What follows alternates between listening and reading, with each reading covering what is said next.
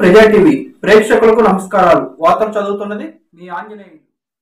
3 సార్లు ముఖ్యమంత్రిగా చేసి ఈ రోజున భారతదేశంలో తెలుగువారు భారతీయులు ఎక్కడున్నా సరే దాంట్లో దాదాపు సగం వంతు తెలుగువారే ఉండడానికి ముఖ్య కారకులు.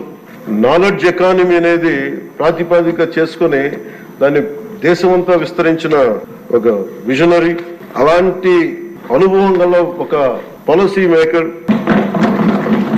నాకు సంపూర్ణమైన విశ్వాసం ఉంది అధ్యక్ష.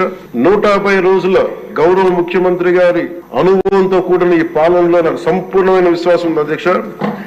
ఆంధ్రప్రదేశ్ $1 ట్రిలియన్ ఎకానమీగా అతి త్వరలోనే 5 సంవత్సరాలు వెళ్తుందని మనసు సంపూర్ణ విశ్వాసం ఉంది. గత ప్రభుత్వం మనల్ని ఎకానమీని నిర్వీర్యం చేసింది, ఇబ్బంది పాలు చేసింది, అన్ని రంగాల్లోనూ రాష్ట్ర ప్రభుత్వాన్ని వెనక్కి తీసుకెళ్లిపోయింది. ఈ పరిస్థితుల్లో గౌరవ ముఖ్యమంత్రి గారి అనుభవం, మీ పారదర్శకత, మీ విజనరీ దృష్టి ఇవన్నీ కూడా మాకు ఈ $1 ట్రిలియన్ ఎకానమీ వైపు పరిగెడుతున్నాయి అన్న దాంట్లో ఏమాత్రం సందేహం లేదు అధ్యక్ష. అలాగే పంచాయత్ గౌరవ ముఖ్యమంత్రి గారి ఈ నాయకత్వంలో ఈ ప్యాడీ డ్యూస్ రైతులకు కావాల్సింది 1674 కోట్లు రిలీజ్ చేసి నిజంగా మీరు రైతాంగానికి మీరు ఎంత అండగా ఉంటారని మాటలతో కాదు చేతుల్లో చూపించారు అధ్యక్ష. వారికి మనస్ఫూర్తిగా నా ధన్యవాదాలు. ముఖ్యంగా మిడ్ డే నేను అడిగింది ఏంటంటే ముఖ్యమంత్రి గారిని, డొక్కా సీతమ్మ గారి పేరు ఏదన్నా పథకాన్ని క్యాంటీన్ పెట్టండి అంటే ఆయన ఏకంగా దీనిలో నారాయణ గారికి కూడా ముఖ్యమంత్రి గారు ప్రత్యేకంగా నా ధన్యవాదాలు తెలియజేస్తున్నారు అధ్యక్ష. మధ్యాహ్న భోజన పథకాన్ని విద్యార్థుల మధ్యాహ్న మిడ్ డే మీల్ స్కీమ్ కి డొక్కా సీతమ్మ గారి పేరు పెట్టడం మనస్ఫూర్తిగా వారి చేతులెత్తి నేను నా మనస్ఫూర్తి గారికి కృతజ్ఞతలు తెలియజేస్తున్నాను అధ్యక్ష.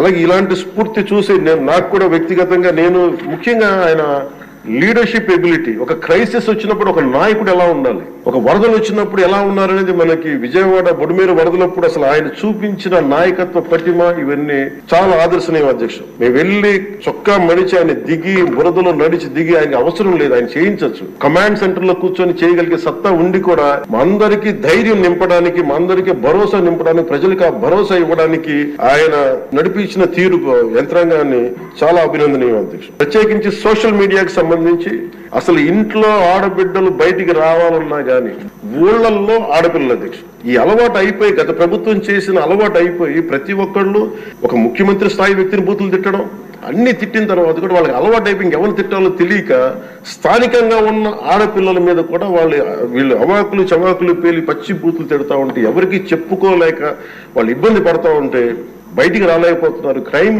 మైండ్ సెట్ పెరిగిపోయింది, క్రిమినాలిటీ పెరిగిపోయింది. ఇలాంటి సమయంలో ఆయన ఉక్కు పాదంతో సోషల్ మీడియా యాక్టివిస్టులు అనే పేరు చెప్పుకొని గుండాలకి, రౌడీలకి ఆయన తీసుకున్న చర్యలు, హోంమంత్రి అనిత గారు తీసుకున్న చర్యలు చాలా బలమైన అభినందనలు.